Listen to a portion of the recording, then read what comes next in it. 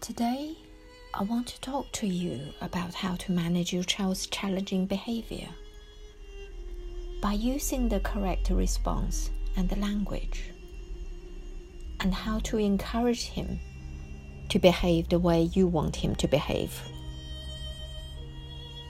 So he doesn't seem to do anything that you ask him to do. Children's behavior can be challenging. You're probably wondering now, I didn't sign up for this.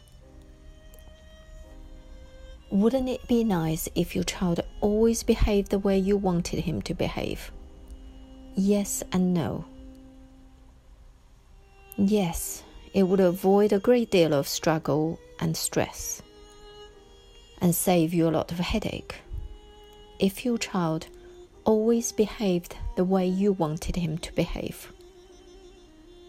But no, you don't want that.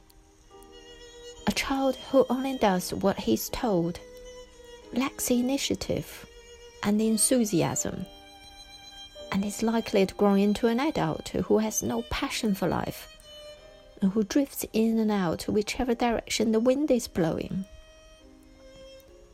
It is normal for children to show challenging behavior as they are growing, developing, and pushing boundaries with their newly found mental and physical abilities.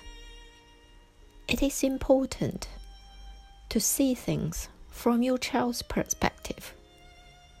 He obviously doesn't have the same level of knowledge and life experience that you've gained over the past 20, 30 or more years. So he doesn't get your point of view. You need to have the right level of expectation that is appropriate for the age of your child. Today, let me show you how to manage challenging behavior by using one of the 5 simple principles. But before that, let me quickly show you why people overreact to a situation sometimes. How people react. I want to look at it from 2 aspects. Let's first look at how our autonomic nervous system responds.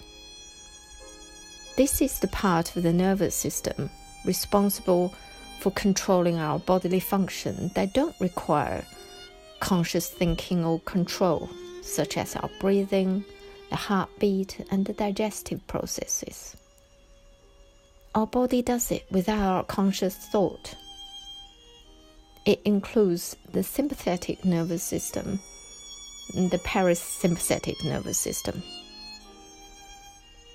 The sympathetic nervous system, known as the fight or flight system or response, while the parasympathetic nervous system is considered to be a restful state when you eat, digest, and reproduce.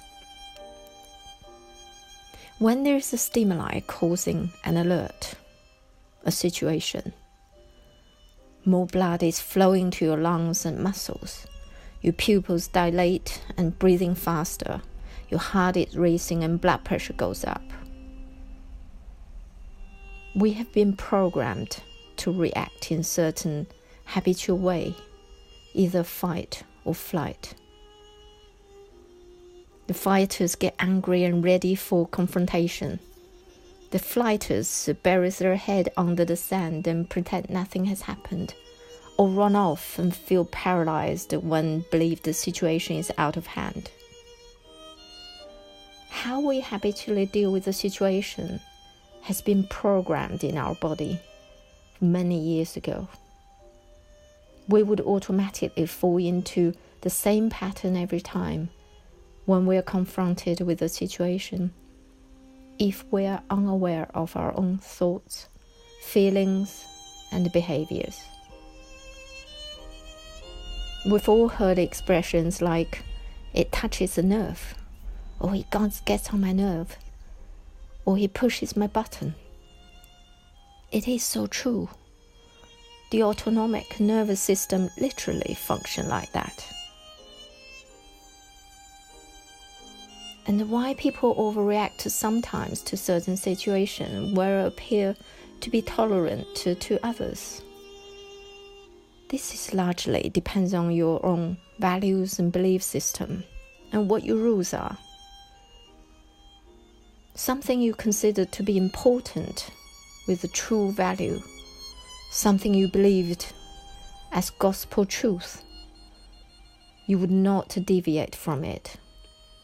So you react strongly, and sometimes you overreact.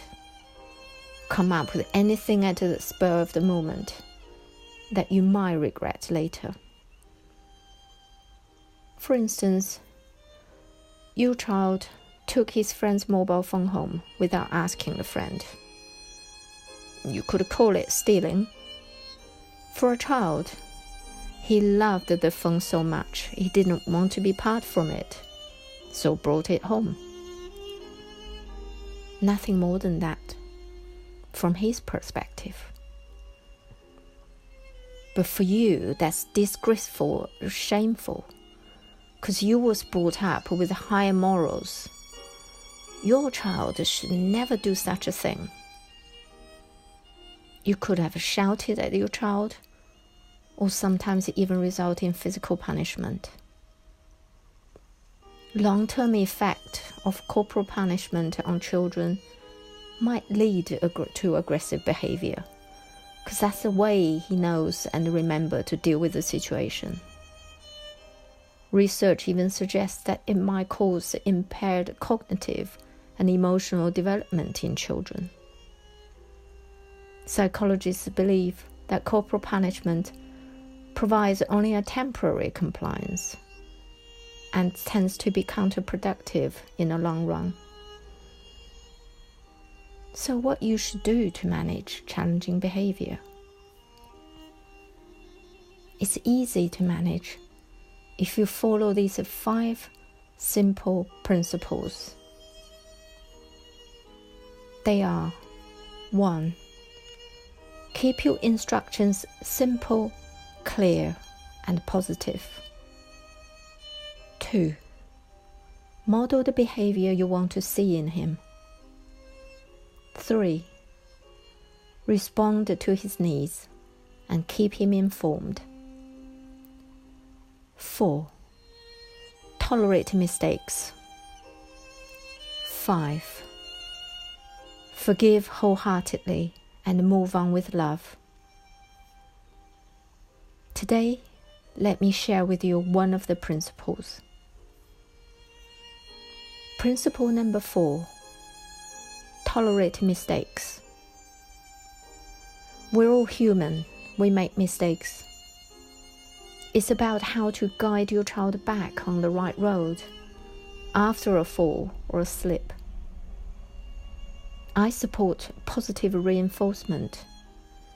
Encourage the pattern of behavior that you want to see by offering cuddles and kisses. Make a song and dance of it if you like. He's going to love your reaction and all the attention you give him. You're going to see more of that behavior pattern, guaranteed. For example, he beat a friend when they were playing together. Rewind to before he beat his friend. What would you have loved him doing? Maybe cuddle his friend? Or learning about turn taking? Start that simple command now and demonstrate for him to model you. If you really want to tell him off, make it brief. Say a firm no, then move on swiftly to what you want him doing. You want him to remember the good behavior that he can model.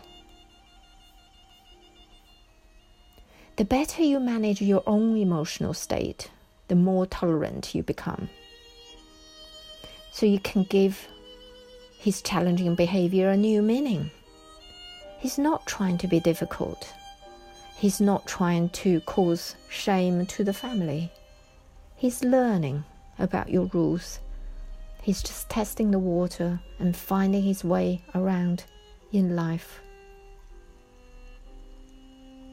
or do something else.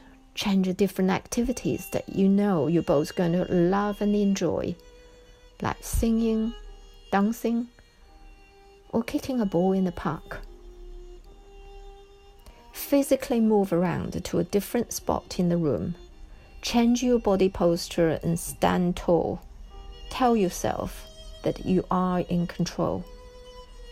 Doing the deep breathing exercise with some fresh air can calm you down. It is normal for children to show challenging behavior as they are growing, developing, and pushing boundaries with their newly found mental and physical abilities. You simply need to guide him following these 5 simple principles. They're simple, but might not be easy because it requires daily practice. The more you practice, the easier it gets. In the end, you become a natural. Please comment, like, and share these slides, or feel free to get in touch by clicking the link below, or email lo@younglilies.com. Thank you for listening.